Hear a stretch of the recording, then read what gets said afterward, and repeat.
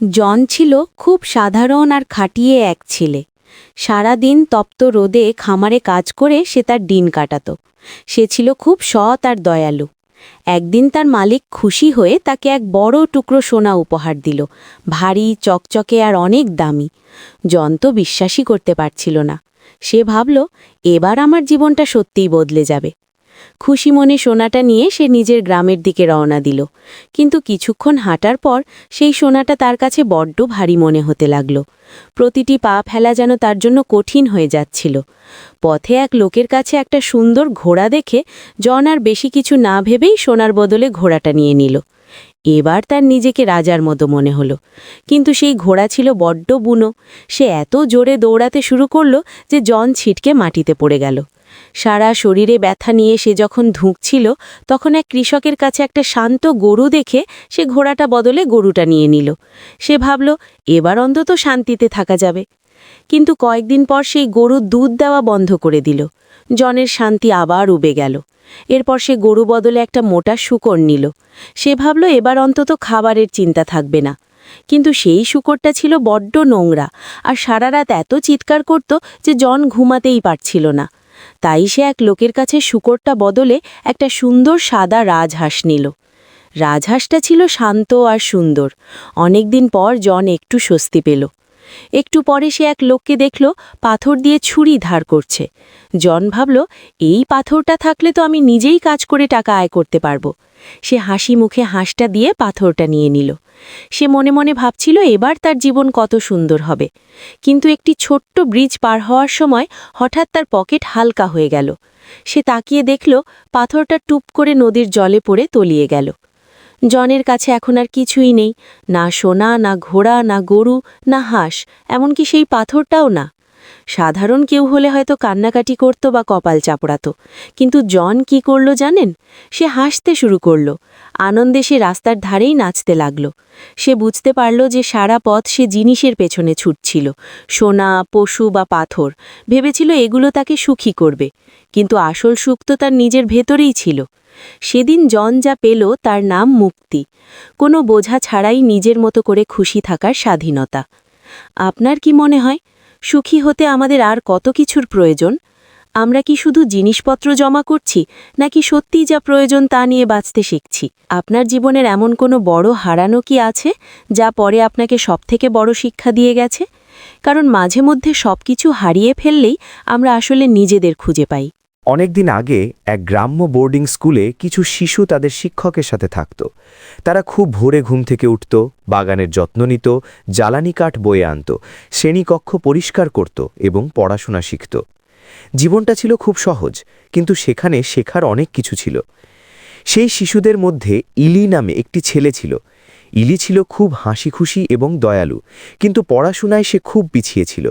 অক্ষর পড়া, শব্দ বোঝা বা পড়া মনে রাখা তার কাছে অসম্ভব মনে হতো। সে যতই চেষ্টা করুক না কেন, কোনো কিছুই তার মাথায় ঢুকত না।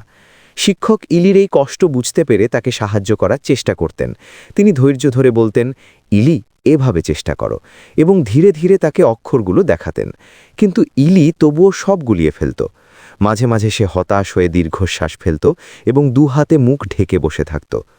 অন্য শিশুরা তাকে নিয়ে হাসাহাসি করতে শুরু করল। তারা বলতো, তুমি খুব ধীর গতির, তুমি কোনো দিন কিছু শিখতে পারবে না। ইলি খুব লজ্জিত বোধ করত। প্রতিটি কথা তার বুকে পাথরের মতো ভারী লাগত। মাঝে মাঝে তার মনে হতো সে কোথাও লুকিয়ে পড়ে আর কোনো দিন মুখ দেখাবে না। মাস গড়িয়ে বছর চলল। ইলি দেখল তার বন্ধুরা পরের ক্লাসে উঠে যাচ্ছে, কিন্তু সে পেছনেই পড়ে আছে।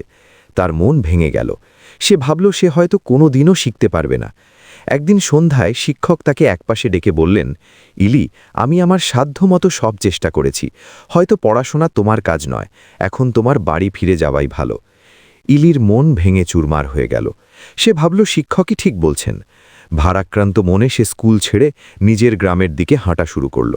তার চোখে জল টলমল করছিল। যাওয়ার পথে সে গ্রামের এক কুঁয়োর কাছে থামল। সে দেখল কুঁয়োর ধারের শক্ত পাথরের গায়ে গভীর কিছু দাগ পড়ে আছে।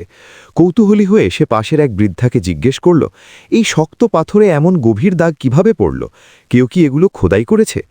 বৃদ্ধা হেসে বললেন, না এলি, এই যে পাতলা দড়িটা দেখছ, যা দিয়ে কুঁয়ো থেকে জল তোলা হয়, ওটা প্রতিদিন ঘষতে ঘষতে এই শক্ত পাথরে দাগ ফেলে দিয়েছে। পাথরও হাল ছাড়েনি আর দড়িও ঘষা বন্ধ করেনি। ইলি দড়ি আর পাথরের দিকে তাকিয়ে রইল। তার ভেতরে আশার আলো জ্বলে উঠল।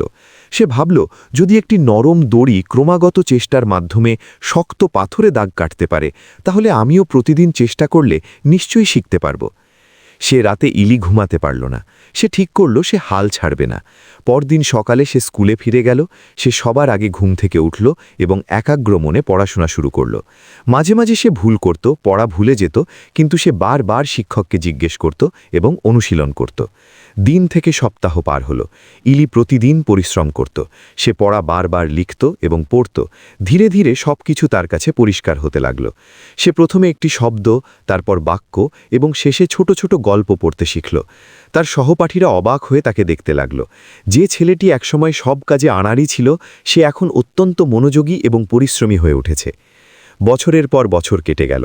ইলির কঠোর পরিশ্রমের ফল দেখা দিল। সে এখন খুব ভালোভাবে পড়তে ও লিখতে পারত এবং কঠিন সব সমস্যার সমাধান করতে পারত। যে ছেলেটিকে সবাই হাসাহাসি করত, সে এখন সবার কাছে আত্মবিশ্বাসী ও শ্রদ্ধার পাত্র হয়ে উঠল। বড় হয়ে ইলি একজন মহাজ্ঞানী ব্যক্তিতে পরিণত হলেন। তিনি অনেক মূল্যবান বই লিখলেন এবং অন্যদের শিক্ষা দিতে শুরু করলেন। দূর দূরান্ত থেকে মানুষ তার কাছে পরামর্শ নিতে আসত। ইলি কোনোদিন সেই দড়ি আর পাথরের শিক্ষা ভোলেননি। এটি তাকে শিখিয়েছিল যে ধৈর্য, একাগ্রতা আর নিয়মিত চেষ্টা থাকলে যে কোনো কঠিন বাধাকে জয় করা সম্ভব। গল্পের শিক্ষা: পরিশ্রম করলে কোনো কিছুই অসম্ভব নয়। কাজ যতই কঠিন মনে হোক না কেন, যদি আপনি প্রতিদিন চেষ্টা চালিয়ে যান, তাহলে আপনি অবশ্যই সফল হবেন। ছোট ছোট নিয়মিত প্রচেষ্টাই জীবনে বড় পরিবর্তন নিয়ে আসে।